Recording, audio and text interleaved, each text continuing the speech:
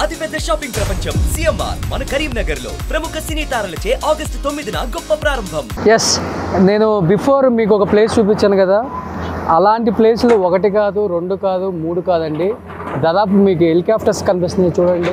ఆ పైన చుట్టూతో కూడా హెలికాప్టర్స్ మీకు సరౌండింగ్స్ మొత్తం కూడా తిరుగుతూనే ఉన్నాయి.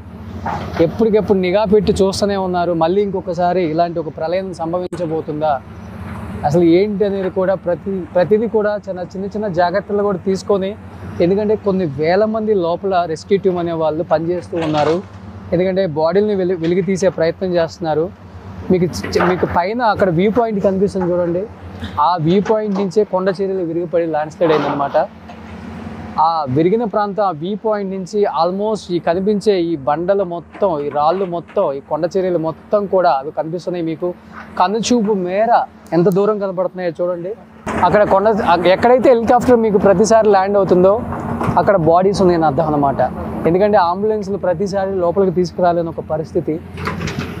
అంటే బాడీలు ఒక 10-15 అవ్వగానే ఆ బాడీస్ని హెలికాప్టర్ ద్వారా అక్కడ దగ్గరలో ఉన్న పక్కన ఒక టౌన్ ఉంది, వాయనాడ్ టౌన్, ఆ టౌన్లో ఉన్న గవర్నమెంట్ హాస్పిటల్కి మార్చురీ రూమ్కి పంపుతున్నారనమాట.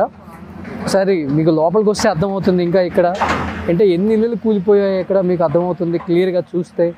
కార్లు కూడా కొట్టకొచ్చాయి. కారు పార్ట్స్ మీకు ఇక్కడ కనపడుతున్నాయి చూడండి. అంటే మనుషులు మాత్రమే కాదు, అంటే చాలామంది చెప్పారు, నేను కూడా కొన్ని చూశాను. మొండాలు ఒక చోట ఉన్నాయి, తలలో ఒక చోట ఉన్నాయి, బాడీ ఒక చోట ఉంది, కాళ్ళు ఒక చోట ఉంది, చేతులు ఒక చోట ఉన్నాయి. అలానే కార్లు కూడా మీకు కనపడుతుంది. కార్ అక్కడ కంప్లీట్గా కారు చూడండి. అక్కడేమో బ్యాక్ పార్ట్ ఉంది, ఇక్కడేమో ఫ్రంట్ పార్ట్ ఉంది. టైర్లతో సహా మొత్తం ఎక్కడికెక్కడికి ఊడి మొత్తం వచ్చేస్తున్నాయి. మీకు అన్ని చోట్ల ఇదే విధంగా ఉంది. కార్ల పరిస్థితి, మనుషుల పరిస్థితి, మూగజీవాల పరిస్థితి. ఒకసారి చూడండి మొత్తం ఎంత లోతున ఊరు లోపల మట్టి లోపల పాతుకుపోయిందో, కూరుకుపోయిందో, ఎన్ని ఇల్లులు కింద ఉన్నాయో మనకు అర్థమవుతుంది క్లియర్గా.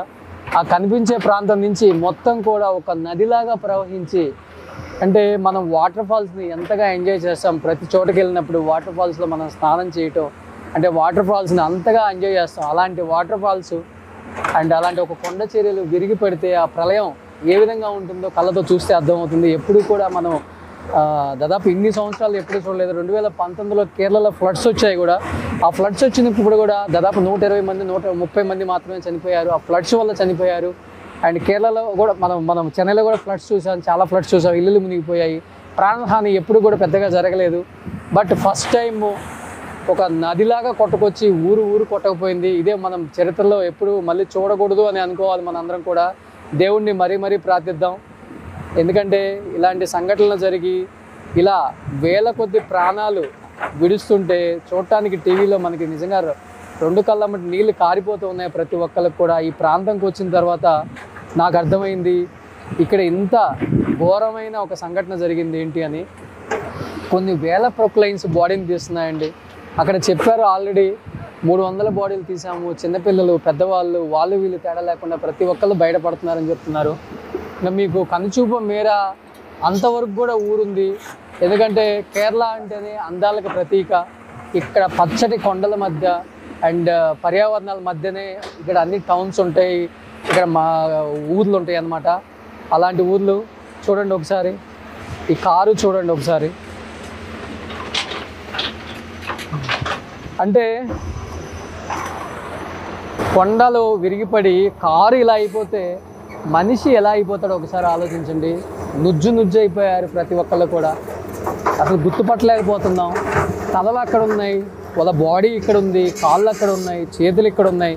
ఇలా ప్రతిదీ కూడా అంటే ఎన్ని కార్లు కొట్టుకొచ్చాయి. ఆ పైన ఇంకా చాలా కార్లు ఉన్నాయి. ఇది జస్ట్ అక్కడి నుంచి కొట్టుకొచ్చిన కారు మాత్రమే. ఇక్కడ ఒక ఇల్లు ఉందన్నమాట. ఆ ఇంట్లో ఉన్న కారు పైకి ఇలానే ఉంది. అంటే దీని కింద కూడా ఒక ఇల్లు ఉందన్నమాట. ఒకసారి ఇంకా ముందుకెళ్ళి ఒకసారి రెస్క్యూ టీమ్తో కూడా మాట్లాడే ప్రయత్నం చేద్దాం. అసలు ఇక్కడికి వచ్చిన తర్వాత మాటలు రావట్లేదండి. ఎందుకంటే ప్రతిదీ కూడా చాలా ఎమోషనల్గా గురవుతున్నాం. పోలీసులు కూడా ప్రతి ఒక్కళ్ళు పని చేస్తున్నారనే కానీ వాళ్ళకి నిద్రాహారాలు లేవు, తిండి లేదు. అసలుకి వాళ్ళు టైం లేకుండా, అసలు ఏ టైంకి వస్తున్నామో, ఎంత పని చేస్తున్నామో తెలియకుండా డే అండ్ నైట్ ఇక్కడ లైట్స్ పెట్టి కూడా పనిచేస్తున్నారు. అండ్ కనీసం వాళ్ళ బంధువులకైనా ఇద్దాం వాళ్ళ బాడీలను ఒక చిన్న ప్రయత్నం చేస్తున్నారు వీళ్ళందరూ కూడా. చూస్తున్నాం మనం, అంటే బాడీలను మనం ప్రత్యక్షంగా చూపించకూడదు కాబట్టి కెమెరాలో మనకు అర్థమవుతుంది. ఒక్కొక్క ప్రొక్లైన్ తీసినప్పుడు ఒక్కొక్క బాడీ లేచి వస్తుంది అసలుకి.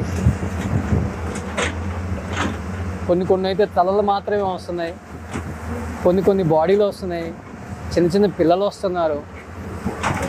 మన కళ్ళతో చూడలేని ఒక సంఘటన ఇది అని చెప్పుకోవచ్చు. నిజంగా మన కళ్ళ ముందు ఇన్ని బాడీలు, వెరీ సాడ్.